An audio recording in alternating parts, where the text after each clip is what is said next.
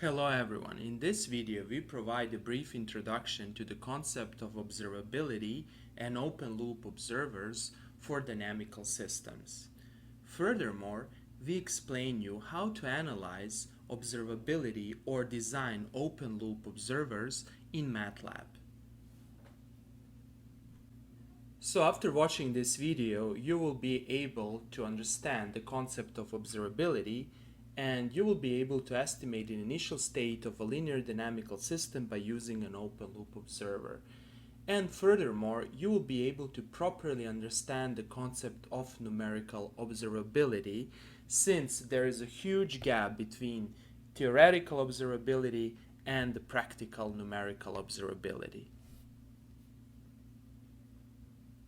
All explained theoretical concepts will be illustrated by using an example. Over here, you can see the example that we consider in this video. This example represents two masses that are connected by springs and dampers. We will analyze the observability of such a system, and this observability analysis will help us to properly choose the variables that we need to observe or sense in order to fully reconstruct the system's state. In addition to this video tutorial, I created a post that nicely summarizes everything that I will explain in this video. This post contains graphs, theoretical concepts, and Matlab codes. Before I start, I have to mention the following. It took me a significant amount of time to design, create, and edit this video. Consequently, if you find this video useful, please press the like button and subscribe. Thank you very much.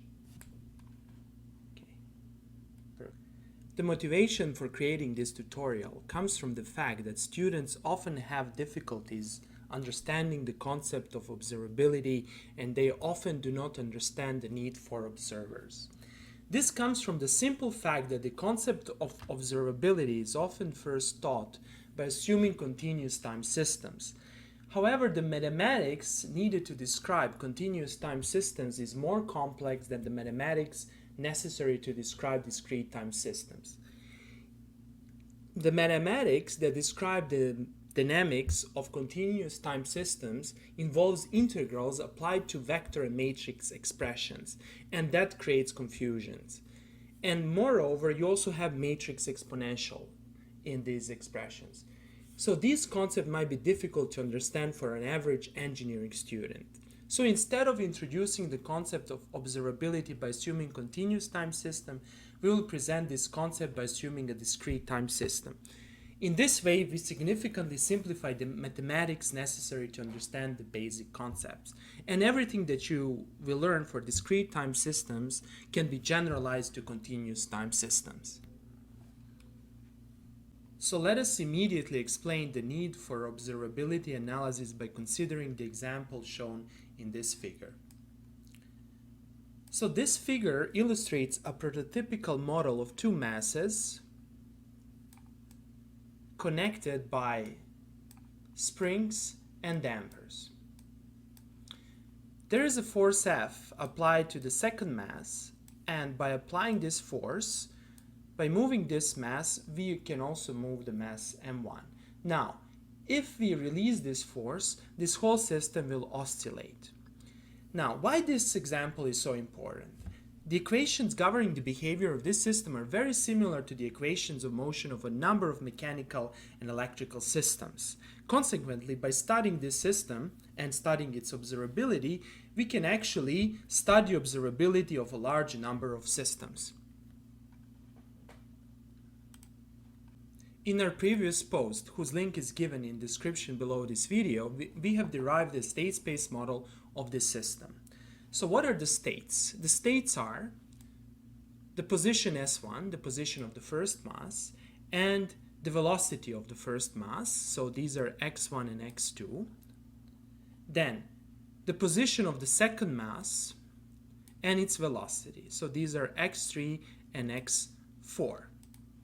Now, In order to develop a feedback controller for such a system, it is often necessary to obtain information about all the states. Okay, so to get the feedback controller, we need to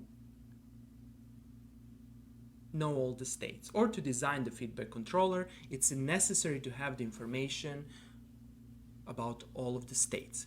However, in practice, we can only observe a single state variable, such as, for example, the position of the first mass or the position of the second mass, that is x1 or x2. Now, the observability analysis tries to provide the answers to these type of questions. So, first of all, is it possible to reconstruct the full state information by only observing S1? So if I place a sensor over here and I measure the displacement of the first mass, and if I measure the time series of S1 in time, for example, you can think of a sensor that can measure S1 in time, so I will represent it like this. So this is S1, and let's say that you can observe the time series of S1. Now, by observing S1, can you reconstruct all other states in the system? That is, can you reconstruct S1 dot, that's basically your x2, S2, that's your x3, and S2 dot. So by observing S1, can we reconstruct all other states in the system that are necessary in order to design a controller, a feedback controller?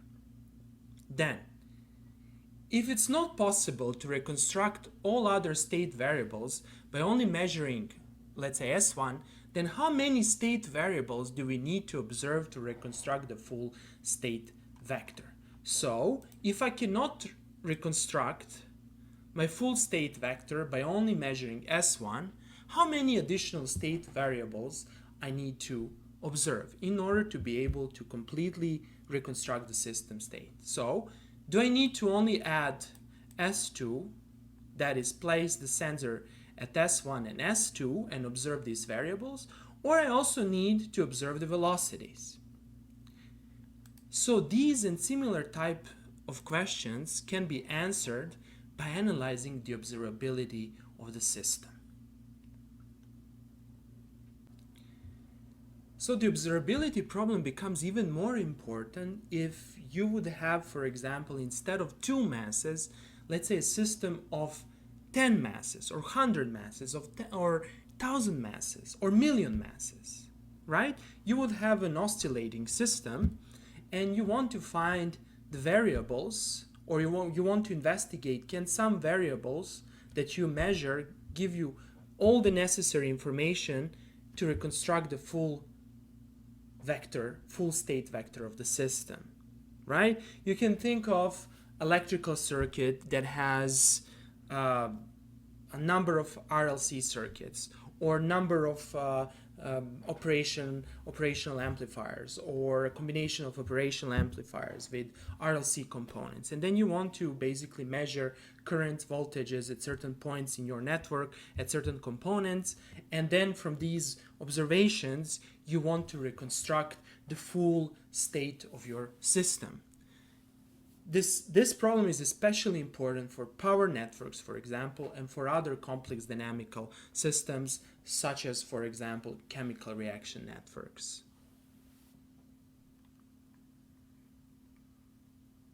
Okay, so let us see how to mathematically tackle this problem. In this video, we will consider linear time invariant discrete time systems. The state space model is given by the equation 2. So this is our state space model. X of k is the state of the system at the discrete time instant k. A is the system matrix, and the first equation is the state equation. The second equation is the output equation. The C is the matrix, is the output matrix, and yk is the output of a system at the time instant k. Now, here we have assumed that the inputs are not affecting our dynamics. This is done for presentation clarity since the inputs do not affect the system observability. We can also easily modify this example and our approach to include the system's inputs. Okay, now let us consider this problem. Our task is to estimate the system's initial state, x0, that is the system state xk at the discrete time sample k is equal to 0, from the sequence of observations of the outputs. So let's say that you can get the outputs of the system at time instant 0, time instant 1, time instant 2, up to some time instant, let's say ym, or you can even think of ym minus 1. Okay, so you have m samples of your output. We have m samples. So can we estimate the initial state of the system, that is the state at the time instant 0, from the set of these outputs? Right? That's our observability problem. So how to mathematically formulate and solve this problem? So we can propagate the state equation over time. So from the first equation we get the k plus 1 is axk. Now xk plus 2 is axk plus 1. However, if you substitute the previous equation, you get that xk plus 2 is a squared times x of k, right? And if you go over and you just repeat this procedure over time, you get that xk plus m minus 1 is am minus 1, that is a to the power a minus 1 multiplying xk. Okay, so we have seen how the state equation can be propagated in time. So this equation tells us that the state at some future time instant is a to the power of something multiplying the initial state. Now, using these expressions and using the output equation, we can simply multiply these equations by c from the left side, and we can get our outputs of the system. So this equation tells us how the future outputs of the system depend on the initial state of the system. These equations can be written in the vector matrix form.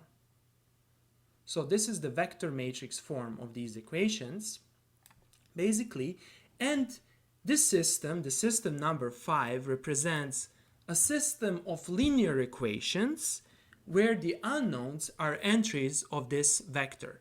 How many equations we have? We have m times the dimensions of this vector, yk, that's r, that is we have m times r equations. And how many unknowns we have? We have the unknowns that are equal to basically the dimension of our initial state. In our case, the dimension of the initial state is n. So this equation can be written compactly, and we obtain the equation 6. Basically, the equation 5 and 6 are called lifted equations of our dynamical systems. Why are they called lifted? Well, basically we are lifting the output vector over time and creating a big lifted output vector by stacking the output vectors over time, right? That's why it's called lifted equation. And this notation means that we start from k, and then this symbol here represents that we end up at k plus m minus 1. Okay, now the matrix basically OM is the m steps observability matrix. This is the m steps of the observability matrix. However, when n becomes equal to when m becomes equal to the state of the system n, this matrix is called the observability matrix. Okay, now we can basically set in this equation k is equal to 0, and then we can obtain our equation number 8. So the equation number 8 is the equation that we want to focus on. This equation tells us the initial state multiplying OM, m steps observability matrix, gives us our lifted output vector. And we want to solve this equation for x0. That is, assuming that we can measure the outputs of the system starting from 0 to m minus 1, we want to reconstruct x0.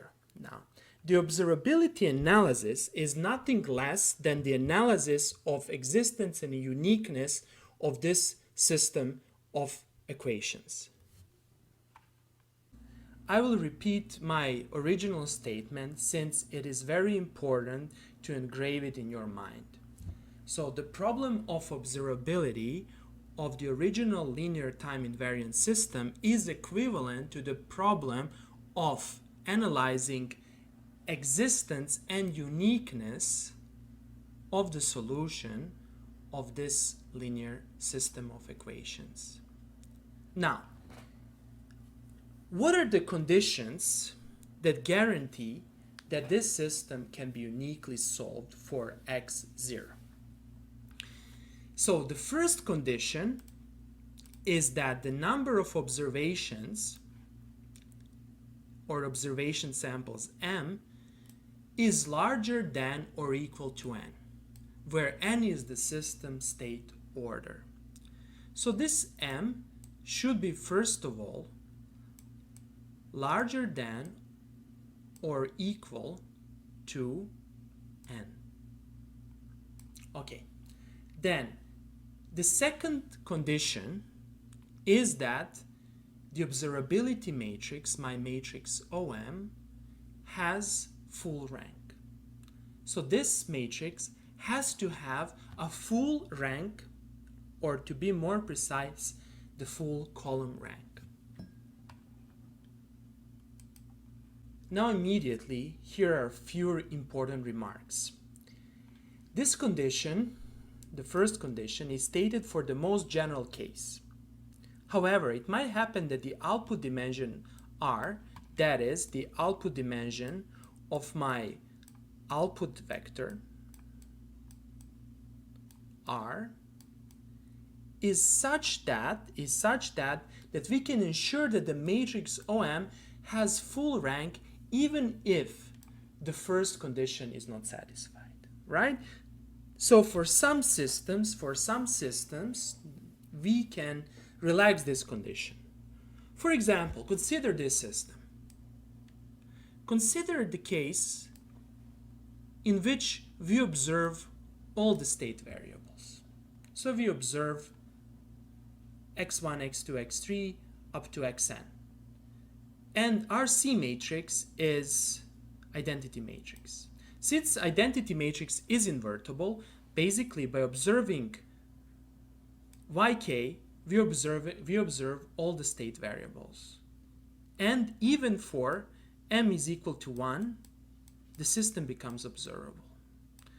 However, this case is basically kind of a trivial case that maybe sometimes is met in practice, but however, for large-scale systems, you don't have a large number of sensors and you cannot place this sensor wherever you want in order to basically observe the full state vector. Maybe for small order systems, let's say the system of second order, third order, etc., you can buy 3 sensors and you can observe the complete state of the system. However, in the general case, this might not be possible.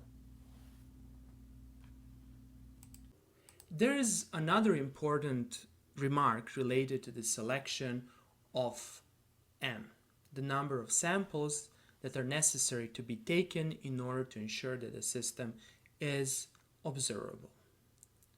Okay, so let us consider the fourth order system that we have introduced at the beginning of this video. And let's take 5 samples. Our observability matrix becomes 5 steps observability matrix and has this structure.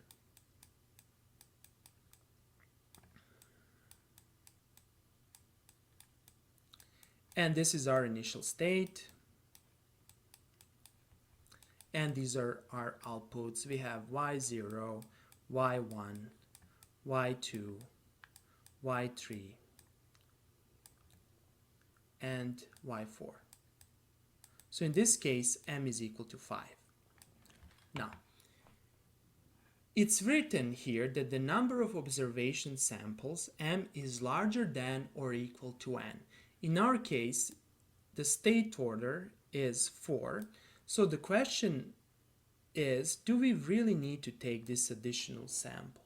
Well, the answer is that we do not need to take this an additional sample if we analyze the observability from the theoretical point of view. Why? Because there is a theorem in mathematics saying that every matrix satisfies its characteristic polynomial, and this is the so-called Cayley-Hamilton theorem. So this means that by using this equation, you can basically express any power of your matrix that is larger than the state order, so let's say a to the power 4, can be represented as a linear combination. These are some coefficients or coefficient matrices of your lower powers of your A matrix, where this index goes from 0 to n minus 1, to the state order minus 1. So basically, you don't need to take additional samples, since the rows of the observability matrix will become basically the last row. Let's formulate it like this. So the last row of your observability matrix becomes a linear combination of the previous rows. So from the numerical algebra point of view, or the linear numerical algebra point of view, you don't gain any information. So since your last row is simply a linear combination of the previous rows. So from the theoretical point of view, you don't need to take m to be larger than n. However, in some applications, for example, if you looking into the problem of estimating initial state, then it's advisable to take m as large as possible, because through that you can minimize the effect of the noise on your estimate. However, in this video, we are not going to consider the case when you have a measurement noise. So let's assume that the conditions 1 and 2 are satisfied. Then we can simply multiply our original equation that looks like this: y0 until m minus 1 is equal to observability matrix, or m steps observability matrix, multiply x0. So if we multiply this equation from left with OM transpose, we obtain equation number 10, right? Now, since basically OM has the full column rank, this matrix over here becomes invertible, right? This is the consequence of the observability condition, right? That this matrix OM has a full column rank, and then if we multiply OM with OM transpose, this matrix becomes a square matrix and becomes observable. Now, since this matrix is observable, we can invert this matrix and find our solution. So here's our solution. X0 is OM transpose times OM inverse. OM transpose our input vector. Okay, so this is very important, and this is our open loop observer. So the equation 11 defines the open loop observer. It basically gives us the initial estimate of our state, or the state at the time instant 0, as a linear combination of observed outputs. Now that we have informally introduced the concept of observability, let us step back, let's go back, and let's give a formal definition of observability. So we say that the system is observable if any initial state is uniquely determined by the observed outputs. for some finite positive integer m. So we can say that the system is observable if, by observing the outputs of the system starting from the time instant k until some time instant k plus m minus 1, I can reconstruct my initial state xk. Okay, then we have shown that in order to investigate the observability of the system, we need to investigate the rank of the observability matrix. And this immediately gives us the observability rank condition. We can say that the system is observable if and only if, that is, this is a basically necessary and sufficient condition, if and only if rank of the observability matrix is equal to n, where this is our observability matrix. So from everything being said, it follows that we can check the observability condition by investigating the rank of the matrix On, that is, by investigating the rank of our observability matrix. However, this criterion has several issues. Namely, the matrix might have a full rank, however, its smallest singular value might be close to 0. This implies that in order to investigate the observability of the system, it is usually more appropriate to compute the condition number or the smallest singular value, right? So be careful. If you, for example, go in Matlab and if you type rank of a matrix, you can do like a rank or you can investigate the rank, you might get the number 4, 5, or 10, depending on what is the rank of the system. However, that's not enough in order to analyze the observability of the system. The matrix On can have a full column rank. However, from a numerical point of view, it might be close to singular matrix. So you always need to check either singular values of this matrix and to see how small is the smallest singular value, or you can check the condition number of the system. So let us illustrate all these concepts by considering the example that we introduced at the beginning of this video. So this is our mass spring damper system, right? And in my previous video, I have derived a state space model of such a system, and the state space model is given by the equation 12. You can see how the damping parameter stiffness enter the matrix A. This is my input. This is my input of the system.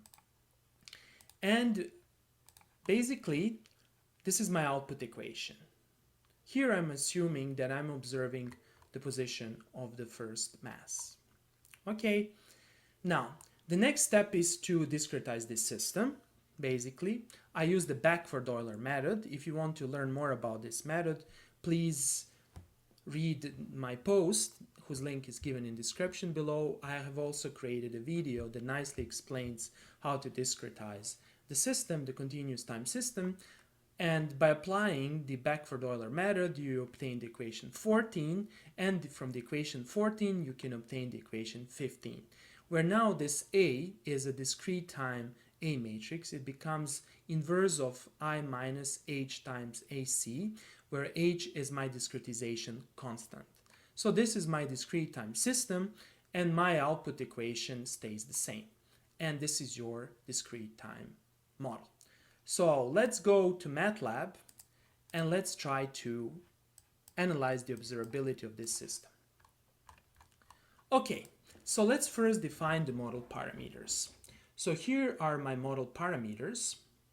Basically, I'm assuming stiffness of the first system 10, stiffness of the second system 20, damping of the first system 0.5, damping of the second system 0.3, mass of the first system 10, and mass of the second system 20. Then here I'm assuming discretization constant of 0.1. You can take a smaller or larger discretization constant depending on the system step response. Now here I simulate the system. I take the basically, I'm still not stimulating the system. I select the simulation time. I'm assuming 500 samples for simulating the systems. for the system, and here I'm assuming the number of time steps for estimating the initial states. Here I'm assuming 5. Then I form my system matrices. Then I select my C matrix.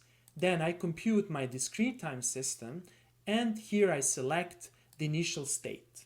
So I want to estimate this initial state. So let's evaluate these sections. Okay, so here's my discrete time matrix, and the first thing you need to do is check the stability of this matrix by checking its eigenvalues. The eigenvalues, of course, are close to the unit circle, since the eigenvalues, since the system is basically oscillatory. However, the system is stable. Now, I simulate the system. I need to, first of all, create empty state and output vectors. I do that, and then I use my initial time, or initial x0, initial state, to set the first column of the state vector and to compute the output for the first column for the output vector. Actually, these are the matrices. However, I call them the vectors, since I will stack them on top of each other. And here I basically simulate my system by simply propagating my basically state equation in time. So I'm simply propagating this equation in time, starting from k0, I compute k1, I do that iteratively, and then while doing the iterations, I always compute the output vector. Okay, next I form my m steps observability matrix. Here's my observability matrix, and I use the so-called cell format. However, I need to transfer my cell format once I complete this to my basically normal math format, and I use that cell to math function. And here's my observability matrix, and here's my basically output, lifted output. Here I'm assuming k goes from 0 to m minus 1. M is, in this case, is equal to 5. So that's why I have basically 5 samples. So let's first of all plot the system's response. Let's see the system's response. Here is the system response. It's the oscillatory system. It's the mass spring damper system. And this is the response of the first mass, since I'm assuming that C is basically selected such that I observe only the first output, the position of the first mass. And let's estimate the initial state of the system. Here's my open loop observer that I introduced, that basically stems from definition of observability and from the observability analysis. And here's my estimated value. And let's now compute the difference, or the relative error, between the estimated initial state and the exact initial state. So we do relative error. We see that the relative error is super small, is basically probably in the order of numerical accuracy of Matlab algorithms. And obviously we can check the rank of our observability matrix. It has a full rank, which means that the system should be observable, right? But however, let's compute the singular values. So I will call the function SVD. This function is basically singular value decomposition function. And let's check the singular values. Here are our singular values. So the smaller singular value is 0.001. We can check the condition number. And the condition number is relatively good. It's in the order of 10 to the power 3. If you get, for example, the condition number in the order of 10 to the 9, that matrix is ill-conditioned. Okay, so let's see what happens if I basically observe only the velocity of the second mass. So to do so, I can basically put 0 here and 1 here. Now I'm observing the velocity of the second mass, and let's see what happens with, for example, with my error, what happens with singular values and with condition numbers. Okay, we can see that basically error is still good. It's in the order of 10 to the minus 10, increased slightly. However, you can also basically estimate the full state vector by only measuring the velocity of the second mass. That's really nice, basically, conclusion that stems from the observability analysis. Here are our singular values. Let's see the singular values, how they look. Okay, 0.04, let's check the condition number. Condition number slightly increased, so but it's still, the matrix is well conditioned. The observability matrix is well conditioned, which means that we can basically observe all the state variables by only measuring the velocity of the second mass. Let's see if we, for example, change our C matrix. Okay, that would be all for today. If you like the videos I create, please subscribe and press the like button. Thank you very much and have a nice day.